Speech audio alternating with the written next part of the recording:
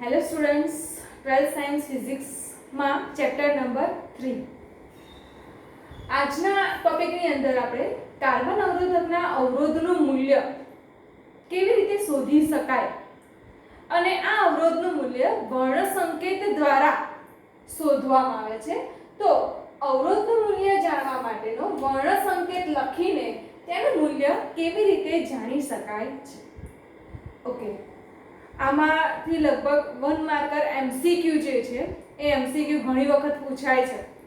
કોઈ પણ અવરોધ જે છે એનું મૂલ્ય કઈ રીતે તમે શોધી શકો છો, અથવા તો તમને અવરોધનું મૂલ્ય આપેલું હોય અને એની પરથી તમને કલર્સ કયા છે એ તમારે શોધી શકાય છે. સારું, તો અહીંયા આગળ જુઓ, મેં એક કોષ્ટક દોરેલું છે. આ કોષ્ટકની અંદર રંગ, સંખ્યા, ગુણક અને ટોલરન્સ આપેલું છે. સારું, આ ચાર વસ્તુના આધારે આપણે અવરોધ જે છે એનું મૂલ્ય શોધી શકીએ છીએ. એકચ્યુઅલમાં અવરોધ જે છે ને એ બહુ જ નાનો હોય છે, આટલો જ હોય છે. એની ઉપર એકદમ નાની પટ્ટી દ્વારા આ રીતનો અવરોધ હોય છે, બહુ જ નાનો દર્શાવેલો હોય છે આ રીતે. એકચ્યુઅલમાં આ તો હું તમને બહુ મોટો દર્શાવું છું. અવરોધ આ રીતનો હોય છે, એની આજુબાજુ આ બે તાર હોય છે. એની ઉપર આ રીતે આ ફર્સ્ટ કલર, આ સેકન્ડ કલર, અહીંયા થર્ડ કલર અને આ જે છે એ ફોર્થ કલર. આ રીતે ચાર કલર્સ આવેલા છે, બરાબર. સારું, તો આ જે ચાર કલર્સ જે છે એના આધારે આપણે અવરોધનું મૂલ્ય નક્કી કરવાનું છે.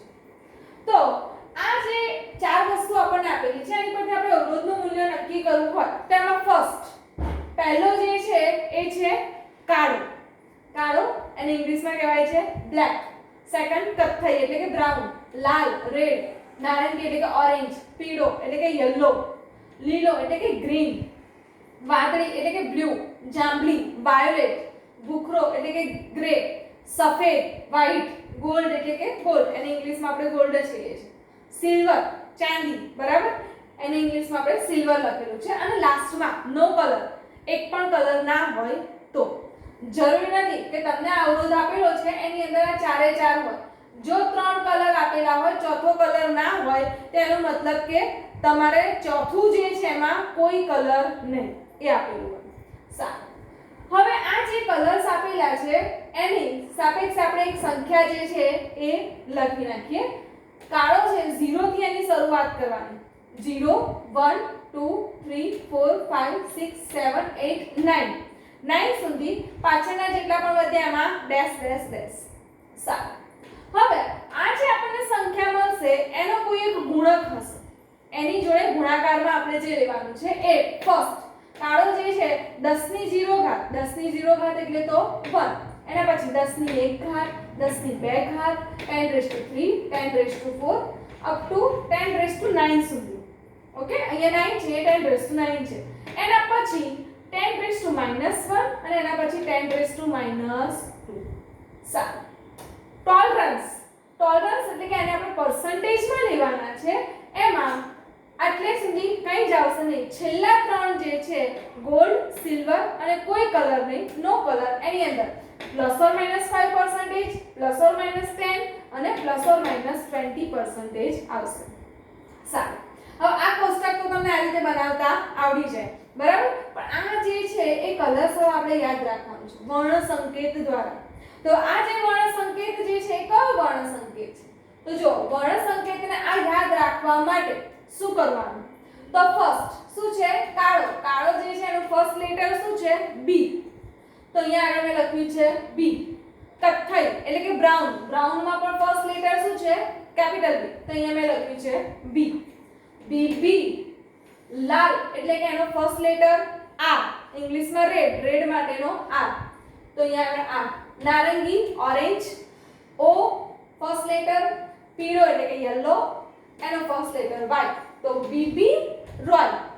બીબી રોય. સારું, એના પછી છે લીલો એટલે કે ગ્રીન, એના માટે છે જી. તો હવે અહીંયા આટલે સુધી આપણે બીબી રોય પછી goes to Bombay via Gateway. BB Roy goes to Bombay via Gateway.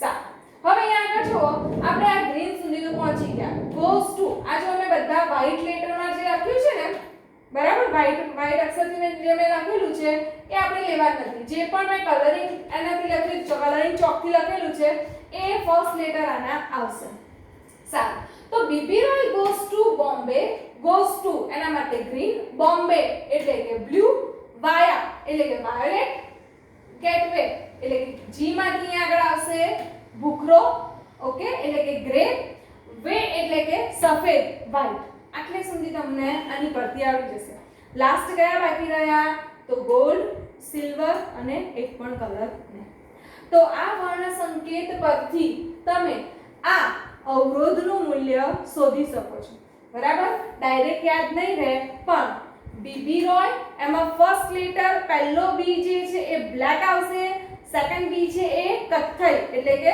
Brown આવશે આ ખાસ યાદ રાખવાનું સારું અહીંયા જી માં પણ એવું છે goes જે છે goes to એમાં પહેલો જી જે છે એના માટે આપણે યાદ રાખવાનું છે લીલો ગ્રીન અને સેકન્ડ જી જે છે એના માટે ગ્રે એટલે કે ભૂખરો કલર યાદ રાખવાનું છે સારું હવે તમને સપોઝ આ ચાર કલર્સ આપેલા છે કોઈ એક અવરોધ જે છે એ અવરોધના ચાર કલર્સ આપેલા છે પહેલો કલર લાલ બીજો નારંગી ત્રીજો પીળો અને ચોથો સોનેરી આ રીતના ચાર કલર્સ આપેલા હોય અને તમને એવું કીધું હોય કે તમારે આ અવરોધનું મૂલ્ય શોધવાનું છે તો આ લાલ કલર અહીંયા આ અવરોધનું મૂલ્ય શોધવા માટે પહેલું લાલ કલર છે જે ફર્સ્ટ આપેલું હોય એને આપણે એ અવરોધનો દશકનો અંક લેવાનો બરાબર સારું તો લાલ જે છે એ કયું છે 2 એટલે કે અહીંયા આગળ આવશે 2 નારંગી બીજો કલર જે હશે એને આપણે એકમના અંક તરીકે લેવાનું તો નારંગી એટલે તો 3 તો અહીંયા આગળ આવશે 23 બરાબર એક દશકનો અંક અને બીજો એકમનો બરાબર સારું તો અહીંયા આગળ થઈ ગયા આ 23 ત્રીજો કલર કયો છે તો ત્રીજો કલર પીળો એટલે કે યલો છે હંમેશા જે ત્રીજો પટ્ટો હશે પહેલો પટ્ટો કે જેનો કલર લાલ છે બીજા પટ્ટાનો કલર નારંગી છે એ બંનેને હંમેશા તમારે આ રીતે એક પહેલો દશકનો અંક અને બીજો લેવાનો છે એકમનો ત્રીજો જે પટ્ટો હશે ત્રીજા પટ્ટામાં પીળો છે આ ત્રીજા પટ્ટાને આપણે n તરીકે લેવાનું છે કઈ તરીકે n તરીકે લેવાનું છે અને આ n જે છે એટલે કે એને 10 ની ઘાત તરીકે લેવાના છે બરાબર અને આ 10 ની ઘાત જે છે એ પહેલા બે પટ્ટાના ગુણક તરીકે લેવાના છે સારું પહેલા બે પટ્ટા માટે તો કયા છે 23 હવે એનો ગુણક ત્રીજો પટ્ટો થશે તો ત્રીજા પટ્ટામાં તો શું છે પીળો તો એનો ગુણક એટલે કે અહીંયાથી લેવાનું છે બરાબર તો પીળા માટે કઈ આવશે 10⁴ તો * 10⁴ સારું ચોથો પટ્ટો કયો છે સોનેરી એટલે તો શું થશે ગોલ્ડ બરાબર સોનેરી એટલે તો ગોલ્ડ અને આ જે ગોલ્ડ જે છે ગોલ્ડન કલર એના માટે ટોલરન્સ નો ઉપયોગ કરવાનો છે એ કેટલા છે તો એ છે ±5% તો આ રીતે આપણે કોઈ પણ અવરોધનું મૂલ્ય તમને આપેલું હોય તો અહીંયા આગળ તમે એનો કલર્સ પણ જાણી શકો છો અધરવાઇઝ તમને કલર્સ આપેલા હોય તેની પરથી તમે એ અવરોધનું મૂલ્ય શોધી શકો છો આ રીતે કોઈ બી તમે 3 કલર્સ કાં તો કોઈ બી 4 કલર્સ લઈ તમે ફરીથી આ અવરોધનું મૂલ્ય આ રીતે શોધી શકાય છે લગભગ 1 માર્કર MCQ માં ક્યાંક ઘણી વખત પૂછાયેલો આ MCQ છે સારું હવે એના પછી અવરોધની જ્યારે આપણે વાત કરીએ છીએ તો આપણે લઈ લઈએ પહેલા અવરોધકોનું સંયોજન હવે આ અવરોધકોનું સંયોજન બે રીતે થાય છે એક તો છે શ્રેણી જોડાણ અવરોધકોનું અને બીજું અવરોધકોનું સમાંતર જોડાણ કદાચ તમે 10મા ધોરણમાં પણ આગળ ભણી ગયા છો અવરોધોનું શ્રેણી જોડાણ અને સમાંતર જોડાણ સારું તો અહીંયા આગળ આપણે એકવાર જોઈ લઈએ અવરોધકોનું શ્રેણી જોડાણ એટલે શું તો જ્યારે તમને અવરોધ જે આપેલા છે આ અવરોધ જે છે એના આ અવરોધની બાજુમાં આ સાઈડ બીજો અવરોધ એની સાઈડ આ બાજુ બીજો અવરોધ આ રીતે જ્યારે એક જ લાઈનમાં આડી હરોળમાં રીતે એક જ લાઈનમાં જ્યારે અવરોધો આવેલા હોય ત્યારે એવા જોડાણને અવરોધકોનું શ્રેણી જોડાણ કહેવામાં આવે છે એની વ્યવસ્થિત વ્યાખ્યા લઈ લઈએ બે બિંદુઓ વચ્ચે એક કરતાં વધારે અવરોધકોને એવી રીતે જોડવામાં આવે છે કે જેથી વિદ્યુત પ્રવાહને વહેવા માટે એક જ માર્ગ મળે. બરાબર? કોઈ પણ બે બિંદુ આપેલા છે, સપોઝ બિંદુ A અને બિંદુ B. આ બંનેની વચ્ચે બે કરતા વધારે અવરોધોને એવી રીતે જોડવાના છે કે એનો માર્ગ કેવો બને? એક જ બને અને એમાંથી પસાર થતો પ્રવાહ કેવો હોવો જોઈએ? સમાન હોવો જોઈએ. તો પ્રવાહને વહેવા માટે એક જ માર્ગ મળે એટલે કે દરેક અવરોધમાંથી સમાન મૂલ્યનો પ્રવાહ વહે. તો અવરોધકોના આવા સંયોજનને શ્રેણી જોડાણ કહેવામાં આવે છે. ઓકે, તો જો અહીંયા આગળ આ જે છે એની આકૃતિ આપેલી છે. આ પહેલો અવરોધ, બીજો અવરોધ અને ત્રીજો અવરોધ. તમને ટેક્સ્ટ બુક ની અંદર પહેલો ક્વેશ્ચન જે છે ને એ બે અવરોધ માટેનો આપેલો છે ને સેકન્ડ ક્વેશ્ચન જે છે એ ત્રણ અવરોધ માટેનો આપેલો છે. બરાબર? આપણે ડાયરેક્ટ ત્રણ અવરોધ માટે જોઈ લઈએ. તો આ જે છે બે બિંદુ આપેલા છે, બિંદુ A અને બિંદુ B. આ બે બિંદુઓની વચ્ચે અવરોધોને એવી રીતે જોડવામાં આવે છે કે અહીંયા આગળ પ્રવાહ જે છે એનો માર્ગ કેવો હોવો જોઈએ? પસાર થવા માટેનો માર્ગ એક જ હોવો જોઈએ. સારું, તો જો આ પસાર થવા માટેનો માર્ગ કેવો છે? એક જ છે. સારું, ત્યારે હવે એ વખતે જો પ્રવાહ એક સમાન હોય તો ત્યારે એ વખતે એના પરથી જે ઉત્પન્ન થતો પોટેન્શિયલ ડિફરન્સ એટલે કે વિદ્યુત સ્થિતિમાનનો તફાવત બધાનો કેવો હશે? અલગ અલગ હોય. દરેકનો વિદ્યુત સ્થિતિમાનનો તફાવત કેવો હોય? અલગ. કેમ કે પહેલો અવરોધ આ R1 છે, એમાંથી પસાર થતો પ્રવાહ કેટલો છે? I છે. તેના માટેનો વિદ્યુત સ્થિતિમાનનો તફાવત કેટલો થશે? V1 થશે. સારું, એ જ રીતે અવરોધ R2 છે, એમાંથી પસાર થતો પ્રવાહ તો એક સમાન જ છે, I છે. એનો વિદ્યુત સ્થિતિમાનનો તફાવત V2 અને એ જ રીતે R3 એના માટેનો વિદ્યુત સ્થિતિમાનનો તફાવત કેટલો થશે? V3 થશે. સારું, હવે આકૃતિ પરથી મેં તમને હાલ જ જેમ કીધું એમ V1 that is equals to IR1 ઓહમનો નિયમ ભણી ગયા ને આપણે. V that is equals to IR V એની પરથી પહેલા માટેનો વિદ્યુત સ્થિતિમાનનો તફાવત કેટલો છે? V1. એમાંથી પસાર થતો પ્રવાહ I અને એનો અવરોધ R1. તો V1 that is equals to IR. એ જ રીતે V2 that is equals to IR2 અને V3 that is equals to IR3. સારું, પણ અહીંયા શ્રેણી જોડાણ છે ત્યારે એનો કુલ વિદ્યુત સ્થિતિમાનનો તફાવત કેટલો થશે? તો કુલ વિદ્યુત સ્થિતિમાનનો તફાવત તો V થશે. તો V that is equals to V1 V2 V3. સારું, ઓકે, V1 ની value IR1, V2 that is equals to IR2 અને V3 that is equals to IR3. એ ત્રણે ત્રણની વેલ્યુ આપણે આની અંદર મૂકી દીધી. આ ત્રણે ત્રણમાંથી કોમન શું નીકળશે? I. આ I ને કોમન કાઢીને એને છેદમાં મૂકી દઈએ તો V/I that is equals to R1 R2 R3. હવે આ વિદ્યુત સ્થિતિમાનનો તફાવત કેટલો છે? V છે. આખા જે સર્કિટ આપણે જે આપેલી છે ને આ આખી સર્કિટ આપેલી છે એનો વિદ્યુત સ્થિતિમાનનો કુલ વિદ્યુત સ્થિતિમાનનો તફાવત કેટલો છે? V છે. અને એનો કુલ પ્રવાહ પણ કેટલો છે? I છે. ત્યારે V/I એટલે કે આખી સર્કિટ જે છે એનો સમતુલ્ય અવરોધ એને શું કહેવામાં આવે છે? V/I. તો V/I that is equals to R equivalent સમતુલ્ય અવરોધ. તો R equivalent that is equals to R1 R2 R3.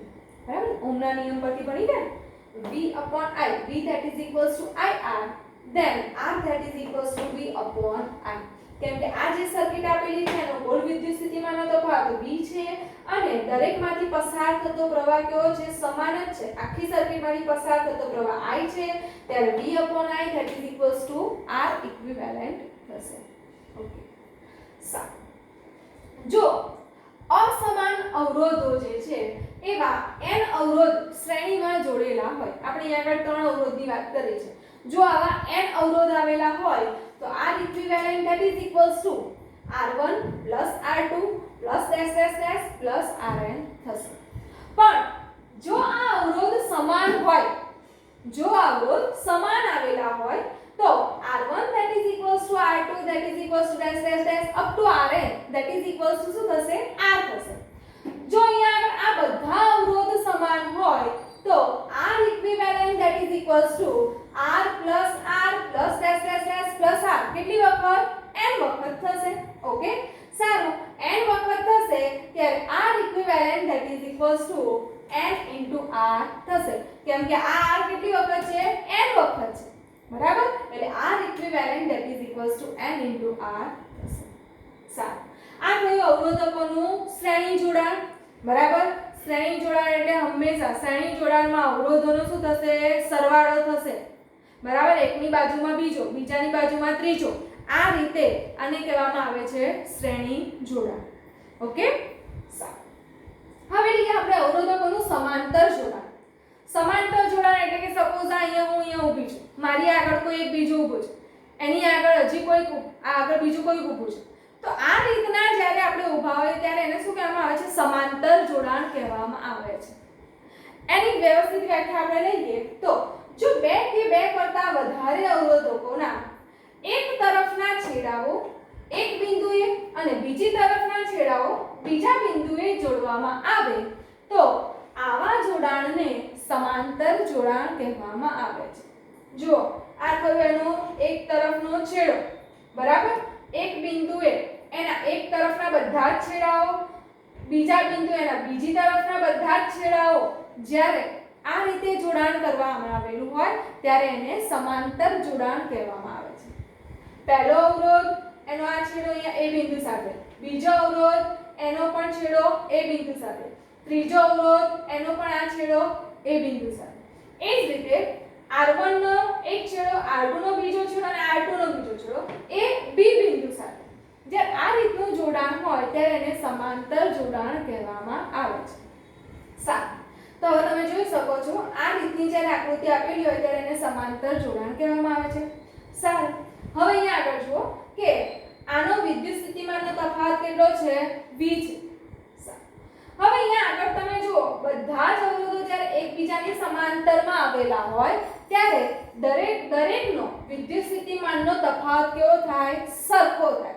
પણ દરેકનો વિદ્યુત પ્રવાહ કેવો થઈ જશે? અલગ અલગ. કેમ? ટોટલ પ્રવાહ કેટલો છે? I છે. હવે અહીંયાથી કેટલા માર્ગ થઈ ગયા? 3 માર્ગ થઈ ગયા. પહેલા માર્ગ કેટલો હતો? એક જ હતો. હવે એમાંથી 3 માર્ગ થઈ ગયા. તો એમાંથી જ્યારે 3 માર્ગ ફંટાઈ જાય છે ત્યારે શું થશે? તો આ ત્રણે 3 માર્ગ જે છે એમાં વિદ્યુત પ્રવાહ વહેંચાઈ જશે. પહેલાનો વિદ્યુત પ્રવાહને આપણે I1 કહીએ, R2 માંથી પસાર થતો વિદ્યુત પ્રવાહને આપણે I2 કહીએ અને R3 માંથી પસાર થતો વિદ્યુત પ્રવાહ કે જેને આપણે I3 કહીશું. ફરીથી પાછો I1 અહીંયા આવશે, I2 પણ અહીંયા આવશે અને I3 અહીંયા આવશે. ફરી પાછો પ્રવાહ કેટલો થઈ જશે? I3. ઓકે, સારું. ત્યારે એ બિંદુ પાસે અત્યારે કેટલો વિદ્યુત પ્રવાહ I છે, બરાબર? હવે એ ફંટાશે શેમાં? I1, I2 અને I3 માં. તો I that is equals to શું થશે? I1 I2 I3. તો ઓહમના નિયમ પરથી શું છે? V that is equals to IR. એટલે કે અત્યારે સમાંતર જોડાણમાં અહીંયા દરેક વચ્ચેનો વિદ્યુત સ્થિતિમાનનો તફાવત કેવો હોય? સમાન હોય. ત્યારે V that is equals to I1 R1, V that is equals to I2 R2 અને V that is equals to I3 R3. પણ મારે તો શું જોઈએ છે? I1 I2 અને I3 જોઈએ છે. I1 ને સૂત્રનો કરતા બનાવી દઈએ તો I1 that is equals to V upon R1, I2 that is equals to V upon R2 અને I3 that is equals to V upon I3. આ ત્રણેની વેલ્યુ આ ઇક્વેશનની અંદર મૂકી દઈએ. તો આ ઇક્વેશનની અંદર એ ત્રણેની વેલ્યુ મૂકીશું તો શું થશે? આ ત્રણેમાંથી V શું થશે? કોમન નીકળશે. V કોમન નીકળશે પછી આ V ને ક્યાં લઈ લઈશું? આ સાઈડ છેદમાં.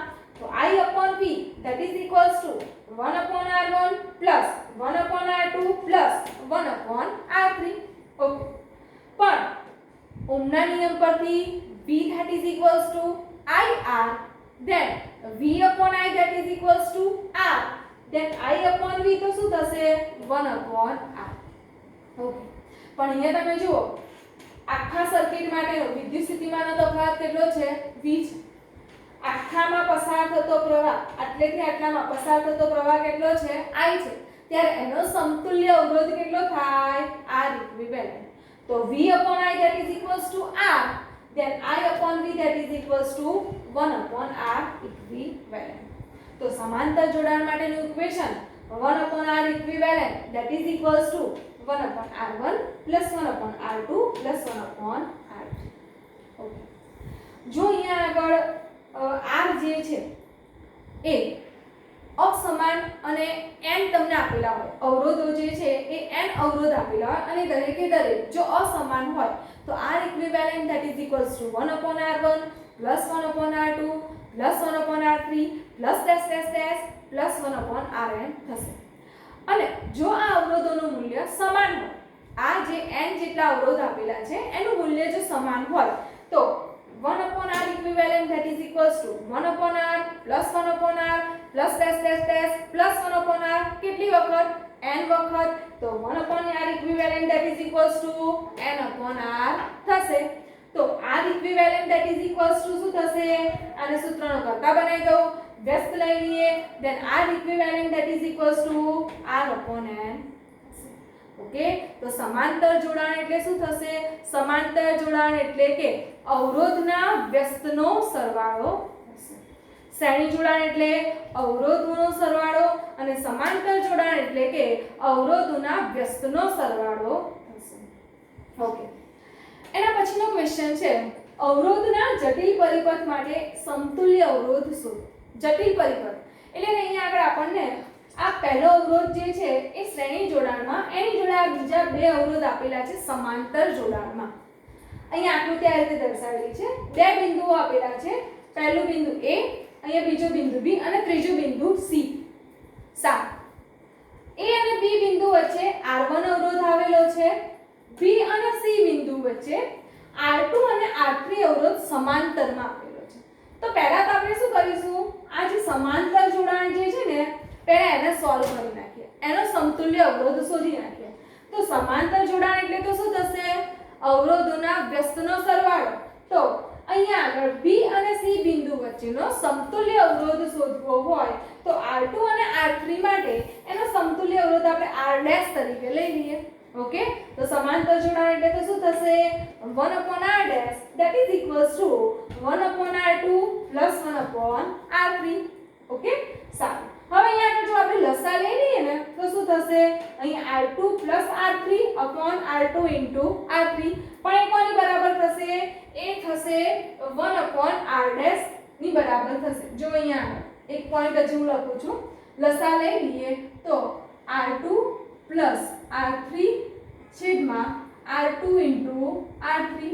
ઓકે, પણ આ કોની બરાબર છે, 1/r' બરાબર છે.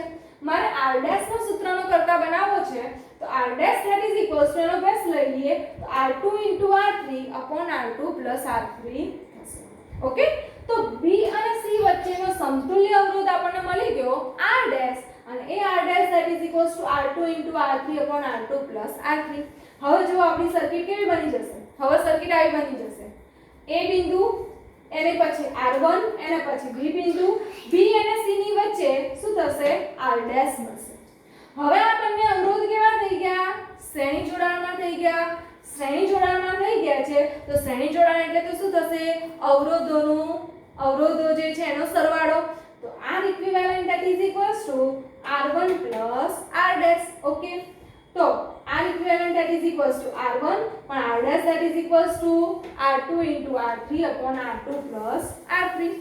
સારું, તો જો A અને C વચ્ચેનો આ આપણને જે માંગેલું છે ને અવરોધના જટિલ પરિપથ માટે સમતુલ્ય અવરોધ શોધો, તે અવરોધ આ રીતે શોધી શકાય. જો હવે તમને R1 R2 અને R3 ની વેલ્યુ આપેલી હોય, suppose R1 that is equals to 5 ohm, R2 that is equals to 4 ohm અને R3 that is equals to 3 ohm, જો એની વેલ્યુઝ આપેલી હોય તો તમે R ઇક્વિવેલન્ટ એટલે કે એનો સમતુલ્ય અવરોધ શોધી શકો છો. બરાબર, આવા દાખલા પણ 1 માર્કર MCQ માં પણ આવી શકે છે અથવા તો 2 કે 3 માર્કમાં પણ પૂછાઈ જાય છે. સારું, જો A અને C વચ્ચેનો વિદ્યુત સ્થિતિમાન V હોય, જો A અને C વચ્ચેનો વિદ્યુત સ્થિતિમાનનો તફાવત V હોય તો I that is equals to V upon R equivalent. હવે ઓહમના નિયમ પરથી આપણે ભણી ગયા ને કે V that is equals to IR, then I that is equals to V upon R. આ R એટલે તો R equivalent, પણ R equivalent એટલે તો કેટલા છે, R1 plus R2 into R3 upon R2 plus R3. ચલો જો અહીંયા આગળ આપણે લસા લઈ લઈએ તો લસામાં શું થશે r1 * r2 + r3 plus r2 * r3 અને આખાના છેદમાં r2 + r3 પણ છેદનો છેદ શું થઈ જશે અંશ થઈ જશે તો I that is equals to v * r2 + r3 upon આનો જે કૌંસ છોડીશું એ થશે r1 * r2 + r1 * r3 + r2 * r3 થશે આ જો તમને આગળ પ્રવાહ શોધવાનો કીધો હોય બરાબર તો તમે એનો પ્રવાહ અથવા તો વિદ્યુત સ્થિતિમાન આ રીતે શોધી શકો છો તો આજના ટોપિકમાં આપણે ઘણા બધા જોવા જઈએ ને તો મોસ્ટ ટાઈમલી આના પરથી આજના જેટલા પણ ટોપિક આપણે ભણી ગયા છે એની ઉપરથી એમસીક્યુ ઘણા બધા પૂછાય છે શ્રેણી જોડાણ માટે સમાંતર જોડાણ માટે શ્રેણી અને સમાંતર બંને મિક્સ હોય ત્યારે પણ તમે એનો સમતુલ્ય અવરોધ કેવી રીતે શોધી શકો છો એવા ઘણા એમસીક્યુ આવી શકે છે અથવા તો તમારે અવરોધનું મૂલ્ય શોધવું હોય અથવા તો અવરોધના મૂલ્ય પરથી કલર શોધવા હોય તો એ તમે આ રીતે શોધી શકો છો ઓકે તો આજના લેક્ચર માટે આટલું જ નેક્સ્ટ લેક્ચરમાં મળીએ થેન્ક યુ